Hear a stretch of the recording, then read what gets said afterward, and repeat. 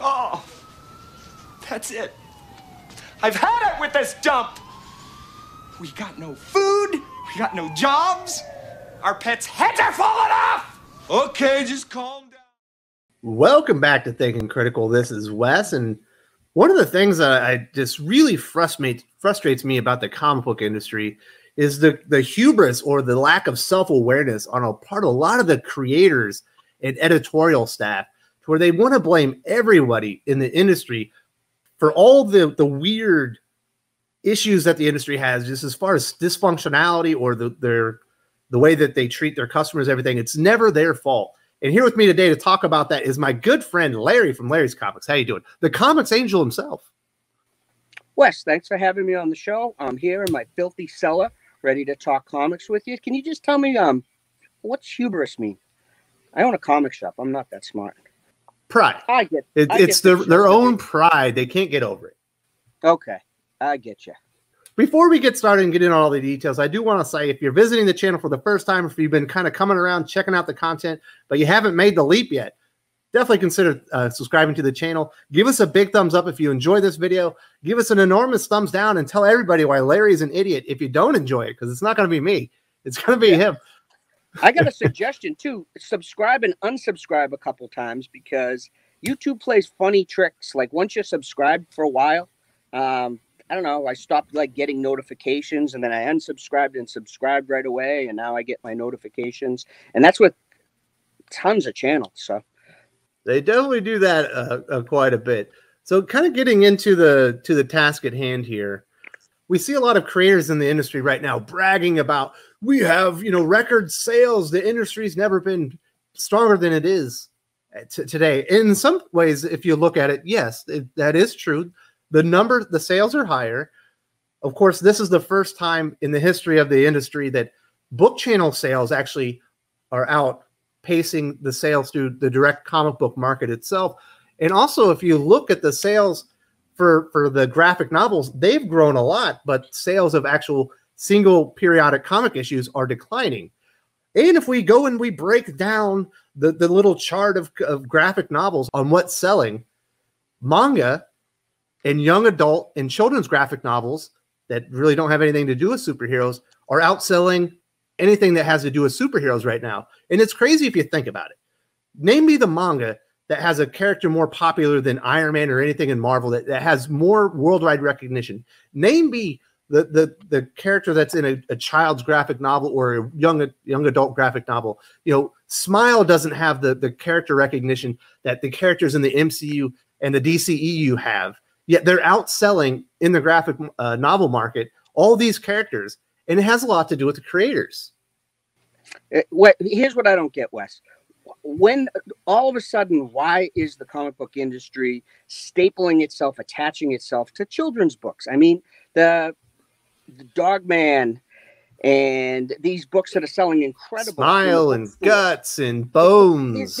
It's sequential art, but that's a children's book that was produced for the children's market, and I just don't understand why the comic companies have to, they want to get into those markets, which is smart. They want to sell comics and graphic novels to that market, but those sales aren't from the comic shops. I mean, there are some from the comic shops, but I bet you it's a really low percentage. But they're just adamant about attaching, sales to these children's books. I mean, we've got to come up with a definition of what a graphic novel is for the comic book market, what a children's book is. Well, you can't. Jamal Igle will get on Twitter and just argue with you all day because he thinks he's part of this growing industry that's making all this money, where you look at the segment that he's a part of is rapidly dwindling, and it's because of the quality of the product that they're putting out. There are some very good comics.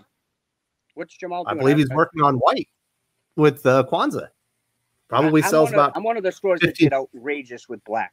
So I'm happy that you did. You were one of the few. Well, I do. But I set up at New York Comic Con every year, and those guys are New York creators, and they're set up near my booth, and they at New York Comic Con they're extremely charismatic and personable fellows, and I don't know, that has a lot to do with it. In person, persona and online persona, two different deals.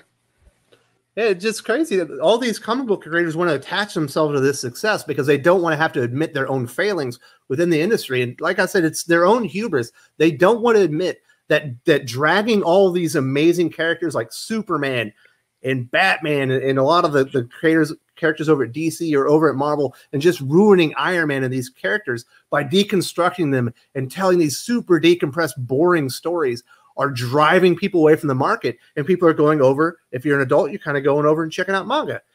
You know what's so great for me yesterday? The gay soap opera, the gay space Empire opera, Empire's so great. And I don't know, I don't get it. People talking. I don't get it either. It's not that good and stuff. I read the first couple and kind of was hopeful for it. It's not nothing that I'm really interested in, but my Wednesday crowd yesterday, it had another great Wednesday. So people are up for a gay space opera. Well, yeah, but you see the sales on that. It's going to probably be like 65, 70,000. Not that long ago, 65, 70,000 wouldn't have gotten you into the top 20 comic book sales, and that's probably going to land it in the top 5.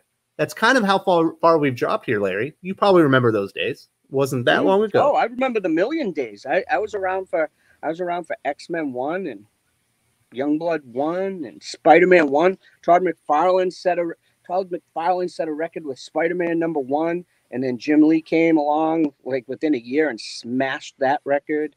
And then everybody was selling, flirting with 1 million for the 90s boom. But the difference in the 90s is people were buying them as, investments. And today, all that what you mostly have left in the direct market are people, who collect them and people who read them. You know what also was different about the 90s is you didn't have Rob Liefeld going on the Tonight Show or Todd McFarlane going into Wizard magazine and talking massive amounts of shit about their customers.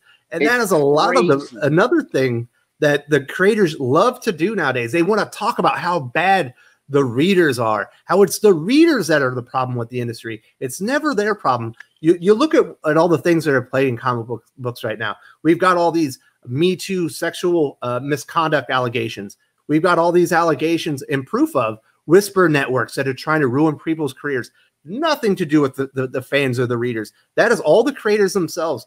But they will never shine the light and take responsibility for their own actions where they're making the industry itself toxic with their own behavior.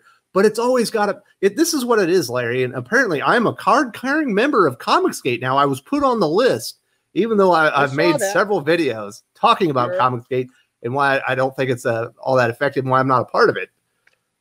What was that, Larry? I saw the list, and the list, half the people on it weren't Comicsgate, and then they missed a ton of people. It just shows you the anti-Comicsgate. I'm more at Comicsgate than John Malin and Cecil somehow.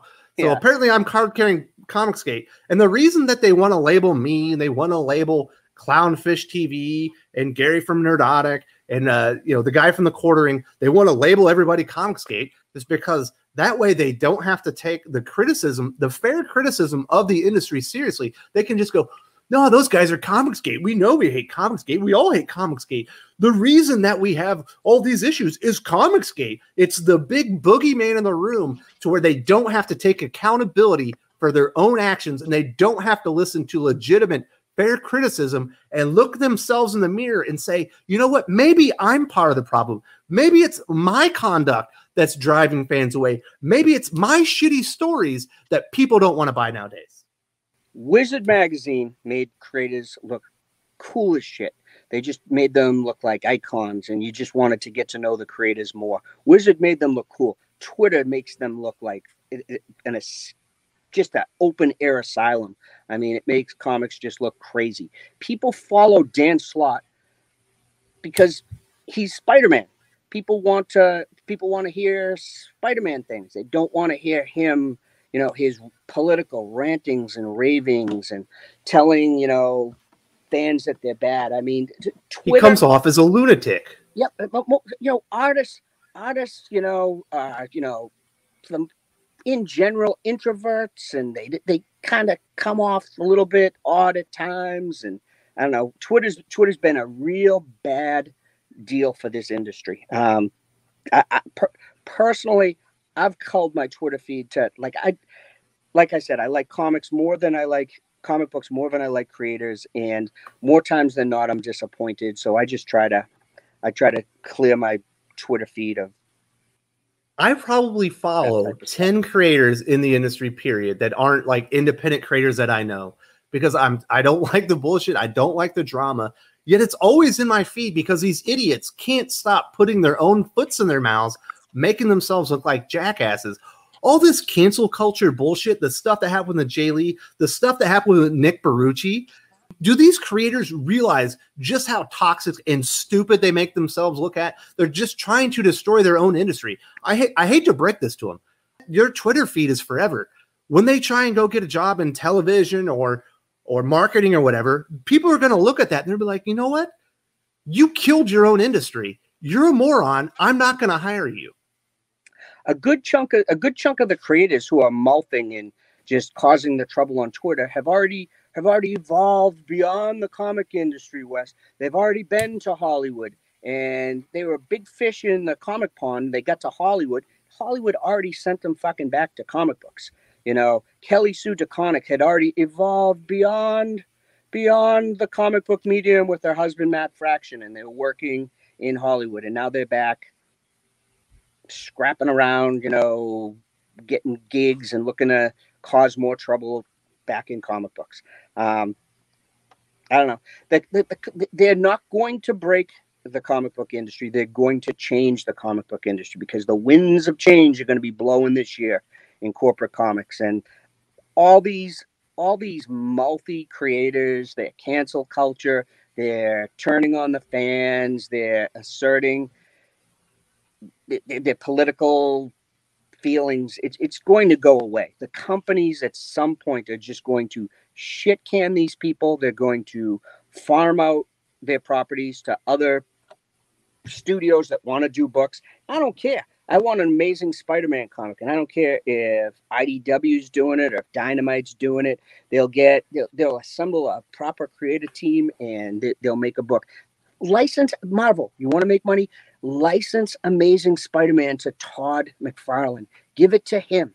He'll do the cover every month, and believe me, he'll get a writer people give a shit about. He'll get an artist that will just drop jaws, and both of you will make money. All fans want are good comics. Nobody wants whatever Dan Slaughter is delivering on social media. With their contractors, they've got to get a social media policy and just like maybe have them write under a pen name and then go on social media under a different name. But Larry, they all took the pledge that they weren't going to assault women, and if they saw other people assaulting women, they were going to stop it. So the comic book industry is saved, right? I think the comic book industry, people love the characters too much. Companies have too much invested in them. They're going to have to stop looking at bottom lines, and it ain't rocket science to figure out, you know, they need a little bit of change. So changes will be coming this year. And you know what else is not rocket science? There's other ways that you can make money off of comic books. Right now, there are some people working in Kickstarter and Indiegogo that are very successful, and they make a lot of money. They don't have to work within the industry. But you know the difference between an Ethan Van Sciver and the entire comic book industry, the mainstream industry. They hate Ethan Van Sciver's guts, and that's fine. They don't have to like him. But he's given them a blueprint. He's given them a life raft for their own careers.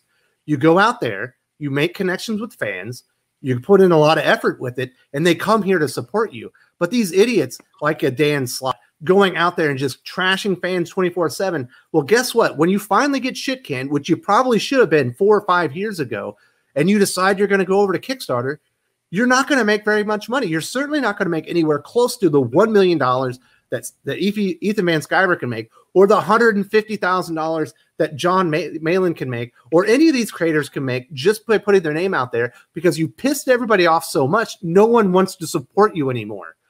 Credit what credit's due, Wes. It ain't Ethan is copying what Brian Pulido was doing. I mean, Brian absolutely. Pulido Coffin Comics he's the grandfather of this, you know, didn't quite make it in the direct market, but is just doing crazy good, you know, crowdfunding. Ethan took Brian Polito's model, and Ethan's he's an entertainer. He's I think far more entertaining than he is. He's a great artist, and he's even better entertainer. And he works his ass off putting out content every single day. If you're an independent creator now, why wouldn't you try to go direct to consumers? I mean, it's the most inspiring era for a creator. There's just so many options for you. You can go direct to the consumer. I mean, that's got to be pretty rewarding, and financially rewarding, and just dealing with the fans and knowing your fans. Inspiring. Well, they don't have that option because they've cut those consumers off, so they can placate the stupid incestuous crowd that's within mainstream comics. And then when they're finally let go, they're not going to have those options. And you're right, Ethan Van Sciver, we don't see eye to eye on everything. I think he's a good guy, but he has put thousands upon thousands of hours of content where he puts himself out there for people to interact with him and decide whether they like him or not. He doesn't just play the nice guy. He just doesn't say what he thinks people wants to hear. He says what he means, and a lot of people are drawn to that. And he's made a connection with the fans that way. You don't have to be nice all the time, and Ethan's certainly proven that, but you do have to be real, and you have to be engaging, but you can't just be an asshole for asshole's sake 24/7, which a lot of these creators are doing. And they'll never, like I said, they're hubris. They will never take responsibility for all the damage they have done with their attitudes, with their shitty stories, and with the way that they treat their customers. They'll never take responsibility. Yeah, and I mean, who's behind this type of who is empowering this type of behavior, Wes? I mean, there's rumors that talent is now the big two get all their talent from some talent agency, or there's some agent out there, and all these guys, they speak with a hive mind. Who's empowering these creators to behave in this type of fashion? You could call them a cult if you want to. They all say the same thing. They make the same pledge. They really do. Yep. They're super fast to point a finger. Like I get, if I like one of Ethan's tweets, I'll get creators who will direct message me and say, "Hey, guy, you don't want to be going down. Got my eye on you. Bad look. This is a bad look for a comic shop to be talking to, this particular creator." I mean, I met Ethan when he was a young rising independent creator. I liked him then. I engaged with Ethan when he was on top of the world with corporate comics. I hosted him for a show during Green Lantern Rebirth. I liked him then. And when he got driven out of DC and started his own direct-to-consumer movement, I like him then too. So, I'm not going to stop liking who I like because other people dislike them. You can't tell me who I can associate with, who I can talk to. I'll talk to who. Sounds like you didn't take the pledge, Larry. I mean, it's just bizarre. What's happening in the companies is just bizarre, and it's incentive for anybody in there who, with a normal following and a normal skill set, to just go off and do their own. And you're seeing creators like dipping their toes in the water. Scott Snyder, classiest guy, one of the classiest guys I've ever met in comic books. He's announced that he's getting away from capes this year. Like Sean Gordon Murphy with the plot. We see it looks like Brett Booth is going to be stepping out. We're planning on fucking starting trouble with poor Scott. So he's headed out of here. Sean Gordon Murphy, he's another guy. He just did a crowdfund to maybe test the waters and see what his potential is. The fucking away from the cuckoo's nest. I mean, you can't blame them. No, it's good business to get away from all these fucking nut jobs. Nobody wants to be a part of a cult where you have to go and who is you got to fucking cut off the head. Who is empowering this behavior, and who is the head of the cult? Who is this super agent? Who's the editor at both of the companies? Who is encouraging this type of fucking insane behavior? Well, I think that will be a video for another day. I'll see what I can do if I can. I want to watch, Wes. If I can get to the bottom of that one, I'm just going to take some research and hopefully some people will be honest with me. But Larry, I do want to say thank you very much for joining me today. A very good discussion. I'm sorry if I got a little bit too heated, But this shit is I've had enough. I like the fire, Wes. Yes, get that video out there. Discover who this person is. Come on. All right, Larry. I'll talk to you later.